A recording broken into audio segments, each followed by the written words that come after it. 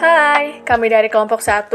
Di sini kami akan menjelaskan tentang teknologi dan pembelajaran ITM. Anggota kelompok 1 terdiri dari saya sendiri Puji, dan ada Ahla Itroto, ada Farhansyah, selanjutnya ada Orija, ada Diki Septian, dan juga Resta, dan selanjutnya ada Nurjani, Andrea, dan terakhir ada Ihsan. Selamat menyimak teman-teman. Baik, di sini saya akan menjelaskan tentang dampak negatif dari kemajuan teknologi. Berbicara tentang globalisasi, kemajuan teknologi informasi tidak hanya membawa dunia terasa lebih dekat, tetapi telah memungkinkan ekonomi dunia menjadi sistem independen. Di balik semua dampak positifnya, tentu saja kemajuan teknologi informasi memiliki dampak negatifnya bagi masyarakat, yang tentu saja itu bisa merubahnya kebiasaan mereka. Yang pertama ada pengaruh perilaku sosial, yang kedua menurunnya keinginan belajar, yang ketiga kebebasan menulis ujaran yang tidak pantas, yang keempat penipuan, yang kelima pornografi, yang keenam meningkatnya kenakalan remaja, yang ketujuh hacker, dan yang kedelapan berubahnya pola interaksi manusia. Di sini akan menjelaskan dampak negatif teknologi informasi dan komunikasi dalam kehidupan sehari-hari. Yang pertama ada pengaruh perilaku sosial. Pengaruh perilaku akibat perkembangan teknologi sangat luas. Seseorang mungkin belajar budaya wilayah lain. Untuk orang yang kurang pintar menelan pengetahuannya, perilaku dari orang di negara lain bisa saja dilakukan di negaranya, walaupun itu tidak pantas. Misalnya kebudayaan barat yang dilakukan oleh orang yang tinggal di negara timur tentu saja tidak bisa diterima orang-orang di sekitarnya. Yang kedua ada mengurangi keinginan belajar siswa. Bermain game online, bermain media sosial, atau sekedar melihat berbagai video di YouTube ternyata adalah kegiatan yang sangat menarik bagi seseorang, utamanya adalah siswa. Siswa mulai dari SD hingga SMA telah berkenalan dengan gadget demi kemajuan wawasannya. Kebebasan menulis ujaran yang tidak pantas. Nah, ini dampak negatif yang paling sering terjadi dan sering dilakukan oleh para netizen sekarang, yaitu budaya nyinyir. Kebebasan memposting apapun melalui media sosial, blog, YouTube, tidak serta-merta membuat orang terus memposting sesuatu yang bermanfaat. Banyak kolom komentar dalam postingan justru berisi ujaran kebencian dengan kalimat yang tidak terkontrol. Hal ini bisa dilihat dari postingan artis misalnya. Oke, saya akan menjelaskan dampak lainnya. Ada tentang penipuan. Tidak dapat dipungkiri bahwa mudahnya mengakses internet zaman sekarang mempermudah untuk melakukan penipuan dan menargetkan para orang tua, orang-orang awam, atau orang-orang gaptek. Seperti adanya all shop abal-abal, dan juga adanya SMS tentang pemberian hadiah dari bank, dan lain-lain. Pornografi. Dari dampak buruk yang terakhir ini adalah salah satu dampak yang paling buruk dari adanya kemajuan teknologi. Kebebasan mengakses internet pada berbagai gadget membuat banyak orang bebas mencari konten dewasa. Meskipun perintah sudah banyak memblokir, tapi tetap saja banyak orang yang masih mengakses konten yang berbau dewasa. Bahkan konten ini telah banyak terpampang di blog-blog umum berupa iklan. Sedangkan untuk membatasi konten adalah hal yang sangat melelahkan, bahkan hampir tidak mungkin. Mungkin itu saja yang bisa saya sampaikan. Selanjutnya akan dipaparkan oleh teman saya. Terima kasih. Yang keenam ada tentang kenakalan remaja. Tidak bisa dipungkiri bahwa kenakalan remaja di Indonesia saat ini sulit dihindari karena banyak para remaja yang meniru lifestyle barat ataupun cenderung menghadap ke K-pop.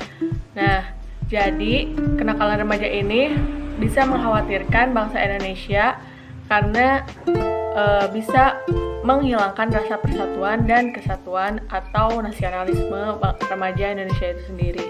Halo teman-teman,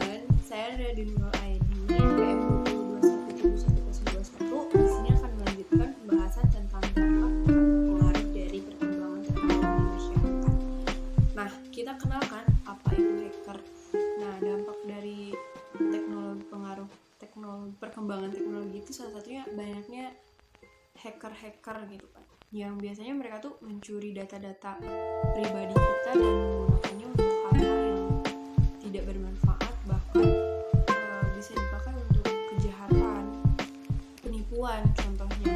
Mereka mengatasnamakan kita dan memakai identitas kita untuk menipu orang lain, dan nanti kan yang ruginya bakal orang yang dipakai identitasnya tersebut. Kemudian ada juga pola interaksi masyarakat yang berubah. Nah, dampak dari perkembangan teknologi di masyarakat ini bisa kita jumpai di kehidupan sehari-hari. Contoh kecilnya gini, ketika kita sedang berkumpul dengan teman-teman, dulu sebelum adanya gawai atau gadget ini, kita ngobrol, sharing dengan teman-teman tersebut tanpa apa ya disebutnya, tanpa sibuk masing-masing gitu kan. Nah, sekarang di zaman sekarang, meskipun kita posisinya berkumpul satu ruangan dengan mereka, namun kita seringnya sibuk dengan kegiatan kita sendiri gitu kan, asik dengan dunia kita sendiri, bahkan sampai kita melupakan orang yang ada di samping kita atau lawan bicara kita itu mereka ada gitu, nyata, real, ada di hadapan kita, tapi kita lebih asik dengan dunia maya kita. Bahkan ada orang yang memang sulit untuk bersosialisasi karena mereka terlalu asik dengan dunianya sendiri yang dunia maya gitu. Mereka bisa berhubungan dengan siapapun itu di dunia maya, sedangkan di dunia nyata mereka sulit untuk bersosialisasi dengan lingkungannya sendiri. Nah, itu salah satu dampak negatifnya dari perkembangan teknologi di zaman sekarang ini. Meskipun ya memang sulit kita pungkiri bahwa perkembangan teknologi di zaman sekarang banyak sekali manfaatnya, tapi di balik itu semua ada beberapa dampak negatif yang memang sangat berpengaruh dalam kehidupan. Terima kasih. Assalamualaikum warahmatullahi wabarakatuh. Perkenalkan, nama saya Nuri Jani, NPM 20217101. Di sini saya akan memaparkan mengenai materi kami tadi, yaitu mengenai teknik pembelajaran. Nah, macam-macam teknik pembelajaran, terdapat beberapa pembagian jenis teknik pembelajaran. Nah, di antara itu menurut Pemila ya. Macam-macam teknik pembelajaran meliputi teknik syarahan, teknik perbincangan, teknik project, teknik penyelesaian masalah, teknik dapatan, dan teknik permainan. Namun, menurut teknik kooperatif, teknik kooperatif menurut Sinti Aminandar, yaitu jenis pembelajaran itu dibagi menjadi dua, yaitu pembelajaran teknik umum dan teknik khusus gitu. Nah, apa sih teknik umum itu? Nah, teknik umum itu adalah cara kita mengajar yang dapat diterapkan oleh sebuah bidang studi, misalkan seperti studi sejarah, entah itu ekonomi, sosiologi, geografi, mungkin ilmu pengetahuan alam, bahasa Indonesia, PAI, dan lain sebagainya gitu. Nah, itu adalah teknik khusus tadi. Teknik khusus. Nah, dalam bidang studi itu apa sih? Nah, yaitu adalah cara mengajarkan, atau melakukan pembelajaran yang dapat diterapkan hanya dalam bidang studi tertentu gitu. Misalkan teknik pembelajaran tersebut hanya bisa dilakukan untuk studi matematika misalkan, hanya bisa dilakukan studi IPS gitu. Teknik umum tadi kan, ya itu ada teknik ceramah. Apa sih teknik ceramah itu? Nah, teknik ceramah itu kan seperti kita itu hanya memaparkan gitu kan, memaparkan kepada peserta didik gitu. Nah, peserta didik hanya memaparkan tanpa seperti hanya melakukan sistem satu arah gitu. Kita menjelaskan secara full gitu, seperti itu. Nah, dengan mengetahui jenis teknik pembelajaran ini, kita diharapkan ya sebagai pendidik nanti itu bisa menetapkan teknik pembelajaran yang tepat untuk anak didik kita nanti. Kemudian yang kedua, yaitu teknik tanya jawab. Dalam menyampaikan pembelajaran dengan cara mengajukan pertanyaan dan murid yang menjawab. Dalam metode tanya jawab terdapat kelemahan dan juga kelebihan, sehingga seorang guru benar-benar harus memperhatikan kesesuaian materi pembelajaran dengan metode yang akan digunakan. Dalam menggunakan metode tanya jawab, ada beberapa hal yang harus diperhatikan. Misalnya yang pertama, jenis pertanyaan. Kemudian yang kedua, teknik mengajukan pertanyaan. Yang ketiga, ketiga, memperhatikan syarat-syarat penggunaan metode tanya jawab sehingga dapat dirumuskan langkah-langkah yang benar. Kemudian yang keempat, memperhatikan prinsip-prinsip penggunaan metode tanya jawab, di antaranya prinsip keselasian, integrasi, kebebasan, dan individual. Kemudian yang ketiga, teknik diskusi. Ya, teknik diskusi adalah salah satu teknik belajar mengajar yang dilakukan oleh seorang guru di sekolah. Di dalam teknik diskusi ini terjadi proses integrasi antara dua atau lebih individu yang terlibat. Terjadi tukar-menukar pengalaman, informasi, menyelesaikan masalah. Dapat juga terjadi semuanya aktif, tidak ada yang pasif sebagai pendengar. Kemudian yang keempat, teknik meramu pendapat. Teknik meramu pendapat merupakan perpaduan dari teknik tanya jawab dan juga teknik diskusi. Teknik ini bisa diterapkan dalam pembelajaran, dalam menganalisis pendapat mengenai suatu sejarah misalnya. Ya, keunggulan teknik ini antara lain sebagai berikut. Pertama, dapat memastikan pikiran yang kreatif. Kemudian yang kedua, dapat merangsang partisipasi siswa. Kemudian yang ketiga, dapat memancing timbulnya pendapat-pendapat yang baru. Kemudian yang keempat, dapat digunakan dalam kelompok kecil maupun kelompok besar. Kemudian yang kelima, yaitu hanya sedikit peralatan yang diperlukan dalam metode ini. Adapun relatif kekurangannya yaitu misal kita tidak dapat mengendalikan kelas, bisa lepas kontrol. Ya, kemudian teknik yang terakhir yaitu teknik pemberian tugas. Teknik ini disebut juga resitasi yang dapat diberikan kepada siswa secara individual atau kelompok. Dengan teknik ini diharapkan siswa lebih mendalami materi pembelajaran yang diberikan oleh seorang guru. Biasanya pemberian tugas ini diikuti oleh tugas melaporkan hasil siswa yang disebut resitasi. Itulah sebabnya teknik pemberian tugas disebut juga resitasi. Sekarang saya akan menjelaskan mengenai teknik pembelajaran latihan, teknik pembelajaran inquiry, dan juga teknik pembelajaran demonstrasi. Yang pertama adalah teknik pembelajaran latihan.